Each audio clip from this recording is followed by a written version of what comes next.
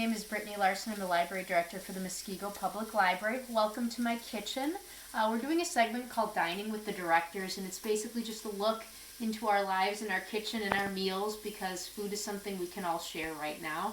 So I'm going to share a recipe with you that I've really grown to enjoy over the years. It's called Lasagna Soup, and it's a really great recipe if you love lasagna like I do, but also realize that it takes forever to make. So this is a really quick way of making lasagna and still getting those flavors. So basically what I've been doing is just sauteing about a pound of sirloin in this pot, and I'm now going to add one large onion to it. I diced it in advance so you wouldn't see me cry on camera for my cooking debut. So I'm just going to let that saute for just a couple of minutes. In addition, I'm going to add a very generous portion of minced garlic. Generous because I love garlic, but you could, of course, not add that much if you don't want to. I told you why I love this soup so much, but my mom was the one who turned me on to it, as she turned me on to many recipes. In fact, if you are looking for something creative to do in this time, something new, because that's really important right now, is to try new things, keep our minds healthy and active.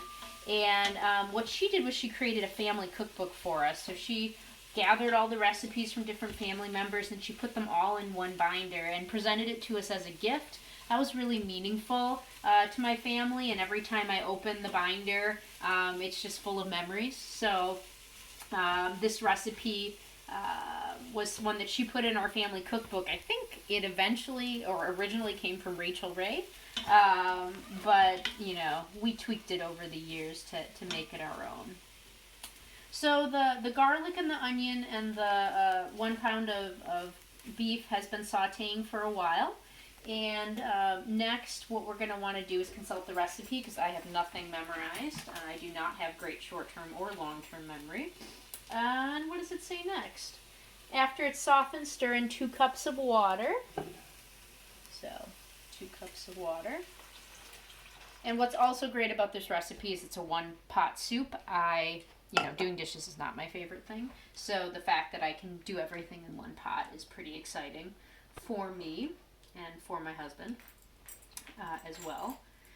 Alright, chicken broth. So we're going to put in 32 ounces of chicken broth, so I'm just going to do that right here. Now, this is a great time to say that, one of the things I love about soups is that you can do so many different things with it. So, for instance, if you don't eat meat and you would prefer to make this a vegetarian option, you could always use vegetable broth, and instead of the beef, you could use whatever you would normally put into a vegetarian vegetarian lasagna. So eggplant or zucchini, things like that, spinach. Soups are so versatile. That's what I really love about them. Also, if you don't like beef, you could put in Italian sausage instead. So there's lots of different things that you could do to help make this recipe your own and what you want. I should also tell you right now that this recipe does call for carrots. I'm choosing to omit it because it's actually not our favorite part of the recipe. But it's a great way to add some vegetables to the soup if you're looking to enhance it. So let's see, consulting the recipe again. 2 cups of water, 32 ounces of chicken broth, tomatoes. Okay, so this is another time that you can get a little creative. This is crushed tomatoes, a big 28-ounce can. But, if you just want to do diced tomatoes instead, if that's what you have in your pantry, I've certainly substituted that before. The other thing that you could do if you're not a huge fan of crushed or diced tomatoes is I have often used a jar of pasta sauce instead. So it sort of gives the tomatoey feel. So it's really any of those on can. Whoops, spattering everywhere. Any of those options would work. So I'm just going to stir that up, and that gives it that nice color right away. You can see that this is going to be a bit of a thinner broth soup. but one of the things you can do to give it a little richness is to add a little bit of heavy cream. Certainly doesn't make it any healthier, but it certainly does make it creamier. So that's an option for you as well. Okay, so we're going to bring this to a boil. Get that going. There we go. The other fun thing is, so I had cooked up 3 pounds of beef earlier, and I am going to use the rest of this beef tomorrow to make chili. I'm not the world's greatest chili maker, though, which is why I obviously didn't demo that. But I will say that if you happen to have a great chili recipe, I'm always on the hunt for my favorite chili recipe, and I have not found it yet. So if you do have a good chili recipe, share your tips with me in the comments for this video. I'm desperately looking to make the best chili ever, and I haven't found that yet. If you're willing to share recipes, of course, or link out to it, help me out. Okay, so that's going to go to a boil. One of the other things that I did, I sort of prepped this in advance, is the pasta of this. So it calls for 1 box of lasagna noodles. This is my least favorite part of this recipe. It's breaking it to make, so that you can put it in the soup. Obviously having uninterrupted noodles would be difficult to eat. I find this actually a little painful. Sometimes it punctures my hands. So this is a great thing to have someone else do if you have a second set of hands in the kitchen. So then you have this is a full box of noodles, and you don't really want it any bigger than about an inch or so, because then it actually does become a little difficult to eat on the spoon.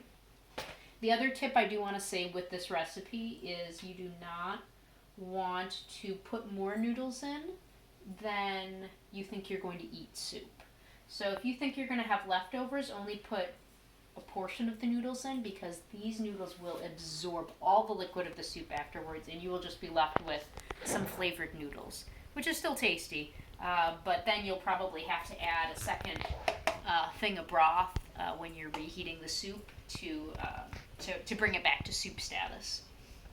So just something that I've learned. All right, and that's really the big part of this this recipe.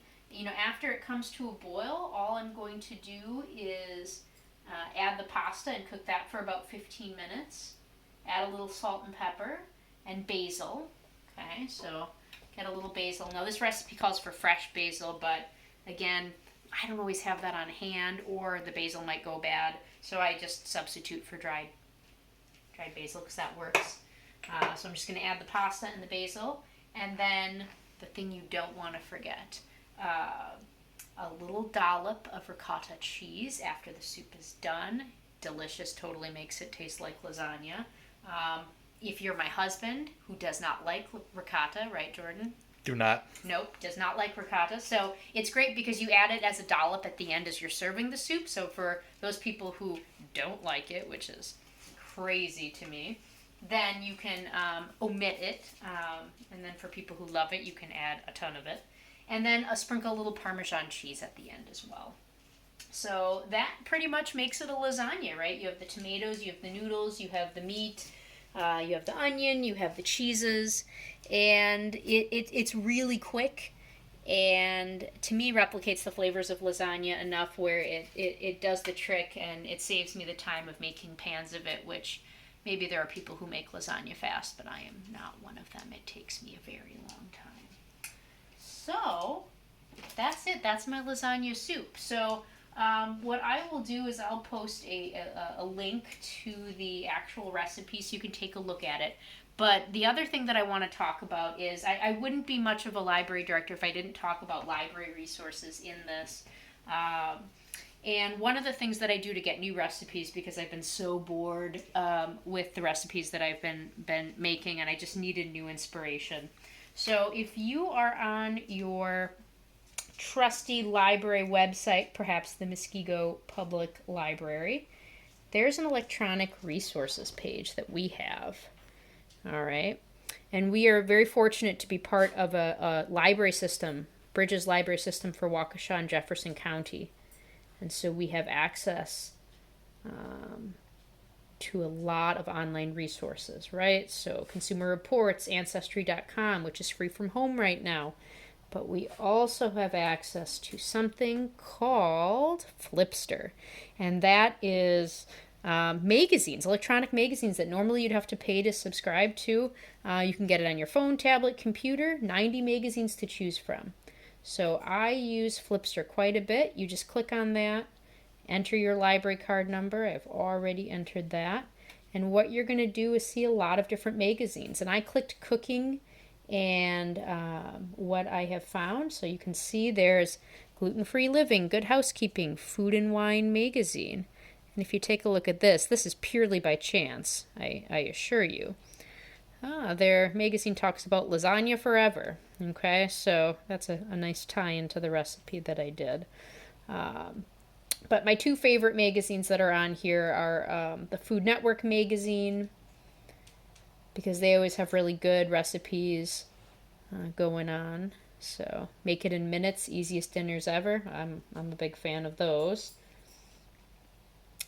And then my ultimate favorite, the Taste of Home magazine, right? That's a local magazine to Wisconsin.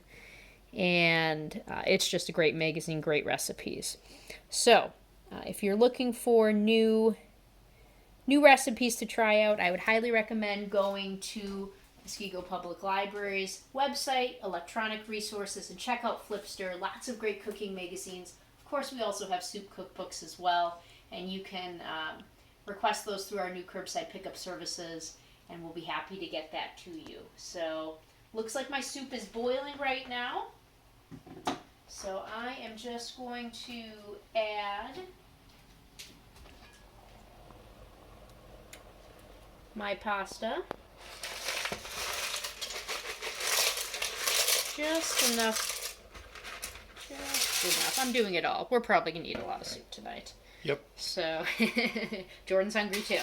Yep, it's been a long day, right? A lot of the days are long days right now. So, this will be the perfect end to our day. Kids are asleep. Enjoy some nice soup. Alright, so I'm just going to let that boil for 15 minutes. Just add a little bit of pepper.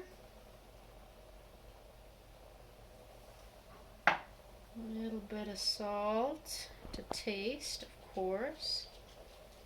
And a little bit of that basil, which apparently I haven't used yet. There we go. Oops, that's a lot of basil. So I'm just going to let this cook for 15 minutes until the noodles are soft. And then put it into bowls, dollop of ricotta cheese, and sprinkle of Parmesan, and then we're done. So I hope you guys have a wonderful evening. Hope you enjoy this meal or others, and take care.